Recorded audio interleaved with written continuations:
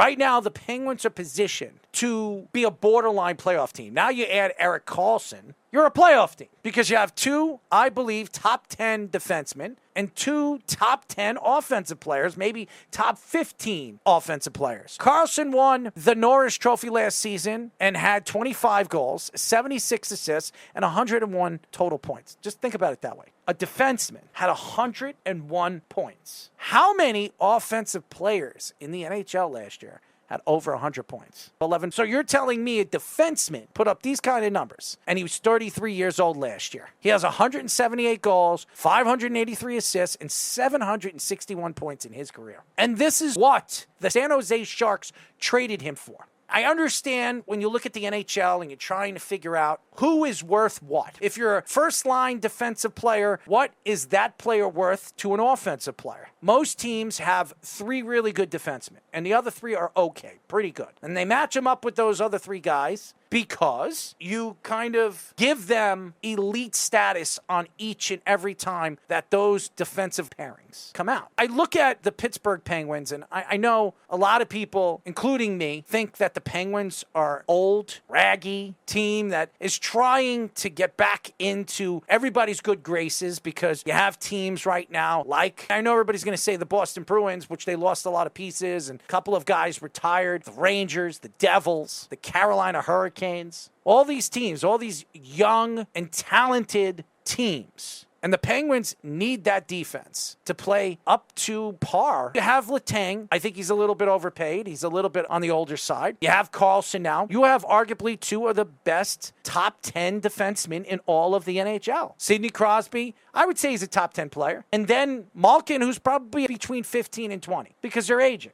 But it annoys me when I look at teams, that's not just hockey, it's other sports too. When you're trying to match out talent for talent, how does this make sense? How does Erik Karlsson get traded for 3 bags of nuts? Because that's what he got traded for. Goaltending is the most important position, especially when you get into the playoffs. He's the last line of defense. You need the guy to stand on his head. And right now, when you look at the Pittsburgh Penguins, I don't care if they had a goaltender, a year ago, go to the All-Star game. After the injury-prone goaltenders they've had year in and year out, they did win 2 Stanley Cups with a backup goalie in Murray, and now I don't even think he's in the NHL anymore. Last year was with the Ottawa Senators, and then I think he got waived and went to Toronto, and then he got hurt again in Toronto. I understand that you can get a hot goaltender. He could do it back-to-back years like the Penguins did, and you can see other goaltenders over the years that were better playoff goalies than they were in the regular season, as we see one goaltender who just got signed by the New York Rangers. It seems like Quick was a better playoff goaltender than he was in the regular season. He could never put up the numbers that compared to those runs in the playoffs when he stood on his head. And you look at Henrik Lundqvist, I think Henrik Lundqvist, even though he was a good playoff goaltender, he wasn't as elite as he was in the regular season. He played better in the regular season than he did in the playoffs. Did Henrik Lundqvist ever win a Stanley Cup? And everybody's going to say, well, it's not Henrik Lundqvist's fault, but when the Rangers win, he got all the credit. When the Rangers lose, he didn't get the attacks that their best players should be getting attacked from. I think that when you look at the fact that the Penguins got Erik Karlsson for a bag of nuts, the Penguins won this trade. And if the Penguins make the playoffs and you have considerably 2 talented defensemen as good as